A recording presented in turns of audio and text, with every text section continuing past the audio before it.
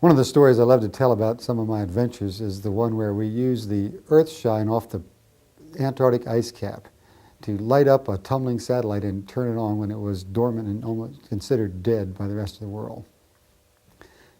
I was headed to McMurdo, Antarctica in 1995 to put up a very, very large VHF receive system for a different mission. And on the way down, the NOAA project office here at Goddard Space Flight Center actually asked me if we could do anything for their VHF command system for this NOAA 13 polar orbiting satellite that had been considered dead.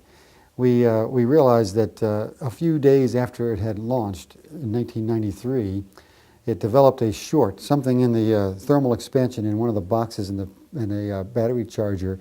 The thermal expansion caused a screw to hit a PC board and short out the box and pull all the power system offline.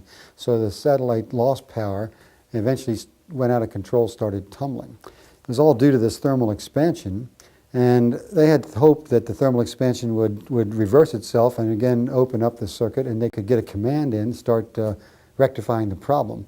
They tried for years and no success, and then as I was headed to the ice with this other VHF system, the idea occurred that we ought to keep trying it.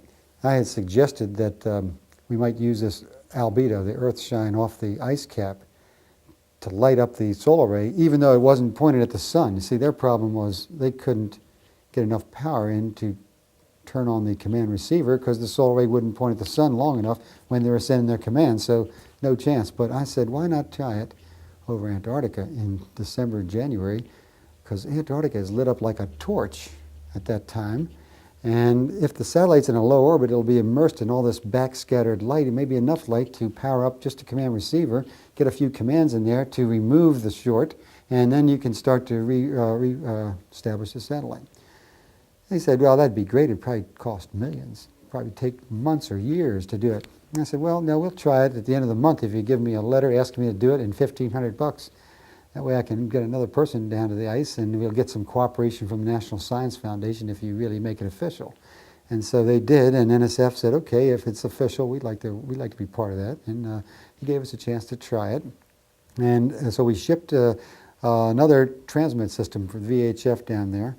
And of course, as soon as we got to the ice, we found out that a forklift had poked a hole in that box and destroyed our transmitter.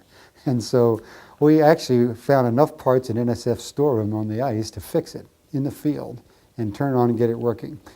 Unbelievable. But then we were in a position to take any commands that the control center in Suitland, Maryland would put together and send to us through the NSF internet and uplink them to any one of the NOAA polar orbiting satellites on any orbit.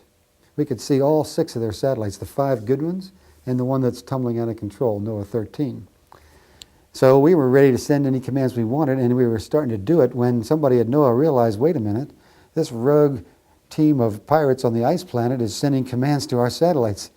They may not turn on the bad one, but what if they turn off a good one? We better give them some procedures. So they decided to stop everything while we start to develop some serious procedures. You're getting that close to doing it, it might actually work. So they worked on it for a while, and then they gave us some commands. And it didn't work. We tried for a while, but it didn't work. And we had to go home that year. But when we got home, they decided that they had learned enough from the experience that they had a better set of commands to try the next year, and they wanted to give it another try. And that's what they did. In January '96, they gave us some different commands, and lo and behold, it did work. What happened was we would track the satellite by program tracking it, so we knew where it ought to be. And even though it was not talking to us, we could track it. And then we would send the command. And when we sent the commands to any other satellite, it was good. It would do something. We can get the indication that the command had been received. When we sent it to NOAA 13, this time the transmitter turned on and we got a carrier signal on our spectrum analyzer. And we'd track that satellite until it went over the horizon, and then the carrier would disappear. So we did that several times to verify that indeed commands had gotten through. So the short that had thermally happened because of thermal expansion must have been removed long enough for us to get commands in.